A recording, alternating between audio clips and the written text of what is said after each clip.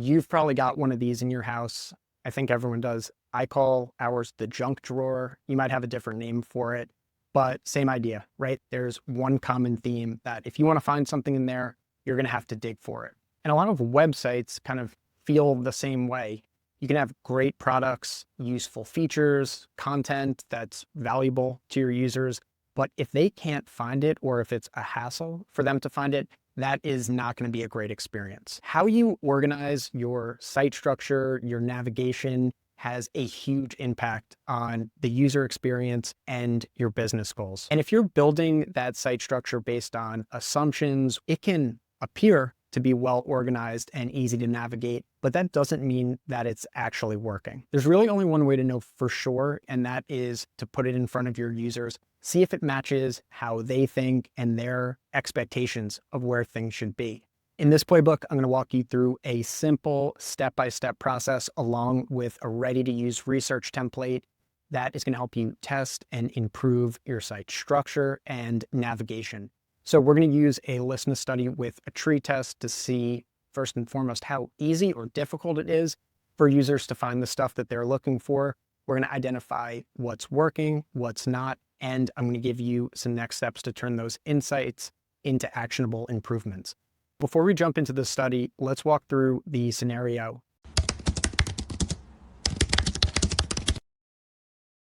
We're working on a fictional university website called Demo University. It's a school that prides itself in their design abilities, but right now their website is getting a little tricky to navigate.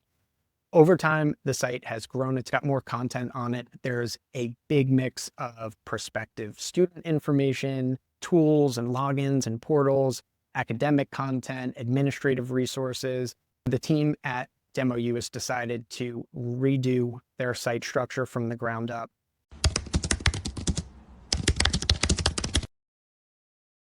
Now let's take a look at the study template. So go ahead and open it up and you should see what I'm seeing here.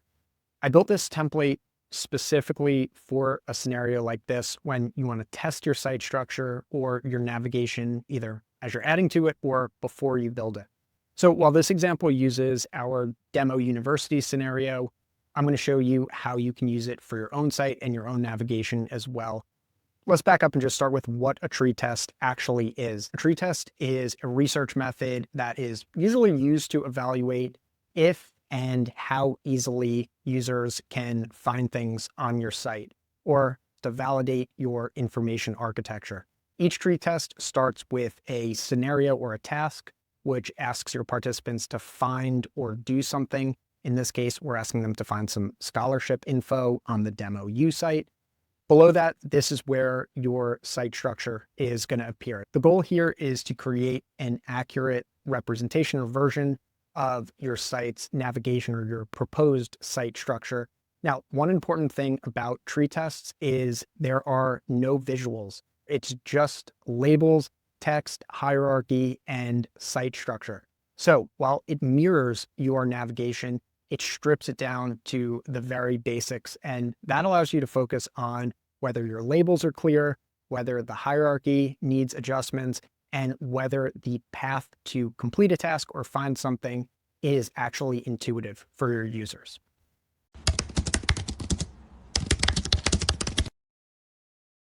There are three main steps in setting up a tree test. The first, as I just mentioned, is to add your site structure. So you can start this by uploading a CSV or just building out your navigation. This should reflect your actual information architecture as closely as possible. So adding in all the pages, sections, subsections, and making sure it mirrors how everything's organized. Next step is to write out your tasks or scenarios, what you're asking your participant to do or find. A couple tips for writing your tasks and scenarios. The first one is to keep them short, keep them clear and realistic, common tasks that users would expect to do on a site like yours.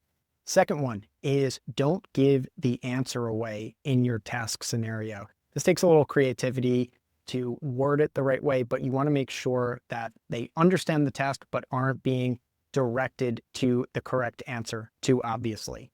And my third tip is to keep the number of tasks or the number of tree tests in your study manageable. In this one, as you'll see, we have 3 different tasks, and it roughly takes participants a couple minutes. So having more than one is fine, but you just want to make sure it's not too long to avoid participant fatigue and maybe lower quality responses.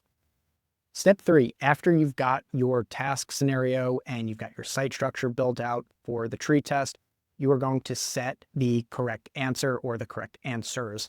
You're going to define the correct location for each task, where that information would actually be found or where a participant would actually do that task.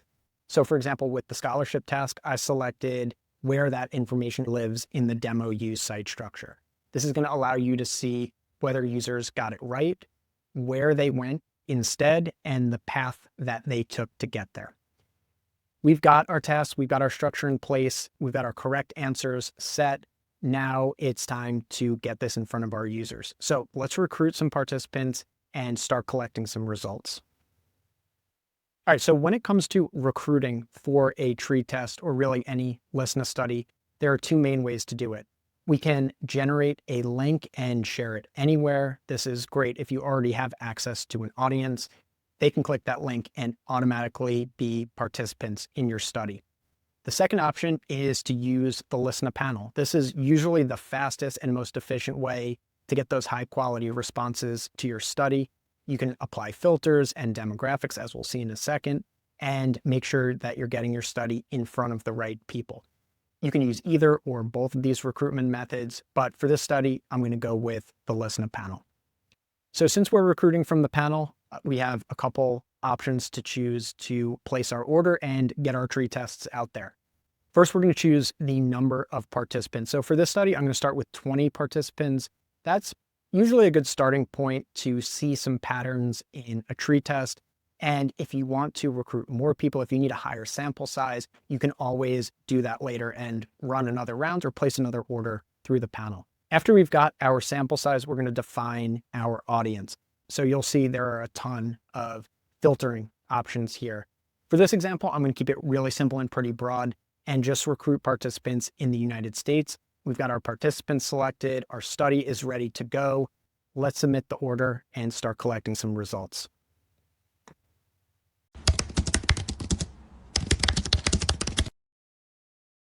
All right, it's been about 30 minutes and we've got some tree test results to look at. So let's jump into it. So at a high level, we're trying to understand, number one, can users find what they're looking for? Can they get to that correct answer? 2, are they looking in the right place when we're asking them to find scholarship information? Where would they expect that to be? And finally, we're looking to see how easy or intuitive that process is. To keep things simple, we're going to focus on 2 key metrics, which are success rate and directness. Success rate tells us the percentage of participants who found the correct answer, meaning they selected the location that we defined when we were setting up our tree test. Directness is going to tell us the percentage of people who got to that correct answer without backtracking. So this gives us a sense of confidence and how intuitive our navigation structure is. Did they go straight to it, or did they have to explore and back out a couple times before getting to the right answer? We can also look at some other metrics like the amount of time it took them and some of the different paths participants took to get there. But these 2 metrics, success rate and directness, are going to give us a really solid starting point.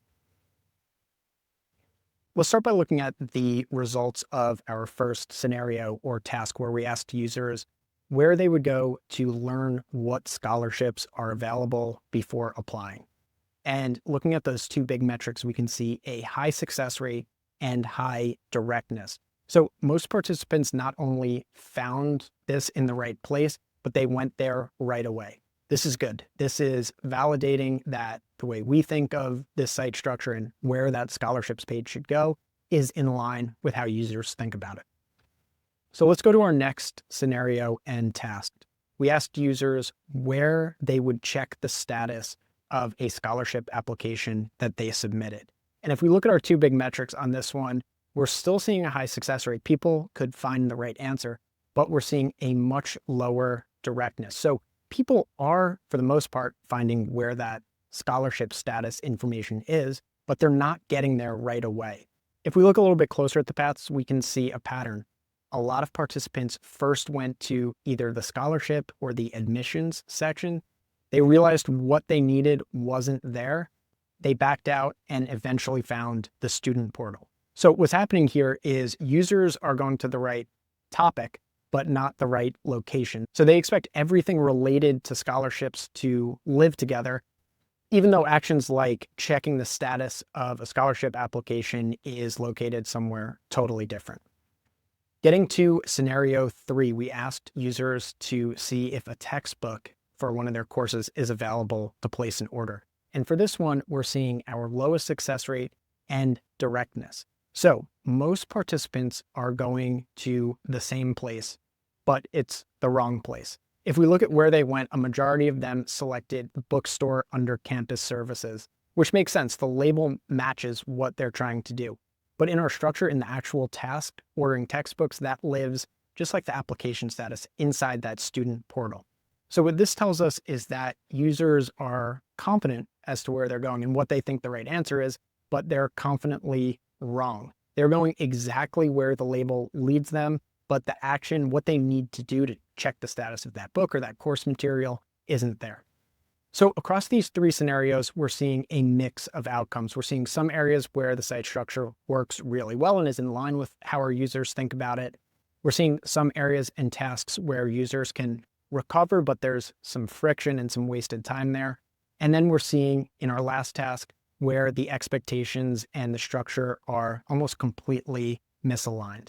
These are the exact type of findings that a tree test helps you uncover.